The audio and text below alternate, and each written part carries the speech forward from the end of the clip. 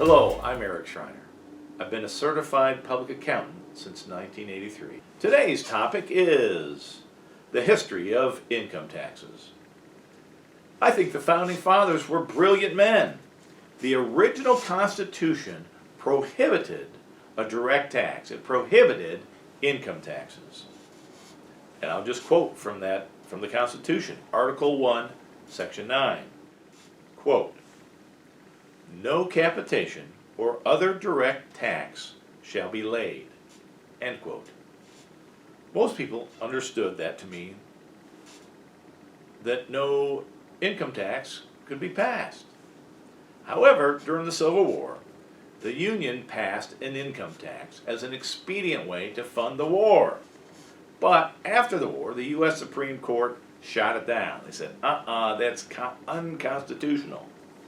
But in the early 1900s, members of Congress and other government leaders saw world events and were concerned about what we know today became World War I.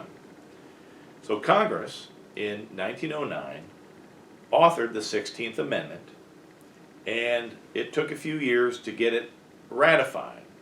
But it was ratified by enough state legislatures so that on February 3rd, 1913, the 16th Amendment became law and allowed an income tax, the federal government and states to pass an income tax on the people. So that's been the law of the land since February 3rd, 1913. Did you know the original income tax return was only 3 pages and 1 page of instructions? Wow. Compare that to 77,000 pages of the current U.S. tax code. That's what I was told in a recent seminar by the speaker, that the U.S. tax code is now 77,000 pages.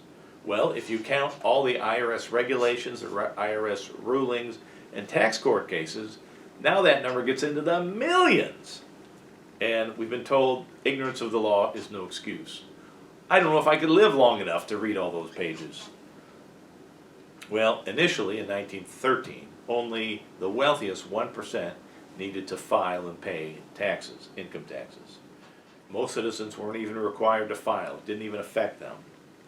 But the principle was set in our government. And before World War II, only rich people had to file taxes.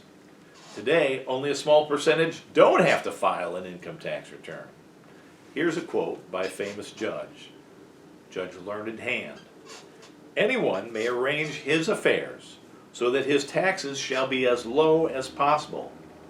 He is not bound to choose that pattern which best pays the treasury. There is not even a patriotic duty to increase one's taxes.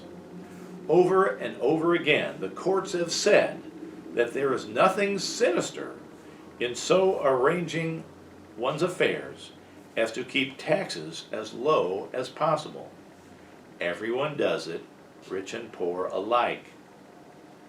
And all do right, for nobody owes any public duty to pay more than the law demands." End quote. That's Judge Learned Hand in the Helvering versus Gregory case from 1934. Therefore, in structuring one's affairs and one's financial situation, to reduce taxes is permitted. It's not unpatriotic, it's just smart. Most people think taxes are fair because they look at the tax charts and they notice that as your income goes up, the tax rate goes up. Seems fair to me. I once gave a presentation to about 50 students at the University of Missouri. The first thing I asked them was, "Do you think the IRS tax code is fair?" All the hands went up. They were all of the opinion that the U.S. tax code is fair. And I think probably most taxpayers think the same.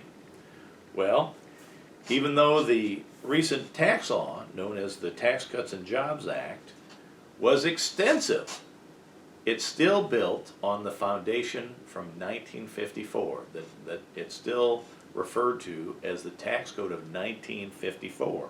It's just another change of it. Well, every 2 years, the composition of Congress changes because people vote. There's some representatives and senators leave, others come in, and each party has a better idea on how to make taxes fair. So nearly every year, the tax code is changed. And in recent years, I remember there was at least 6 different tax bills in 1 year, tax laws actually, they're now law, that had an impact, that changed the IRS tax code.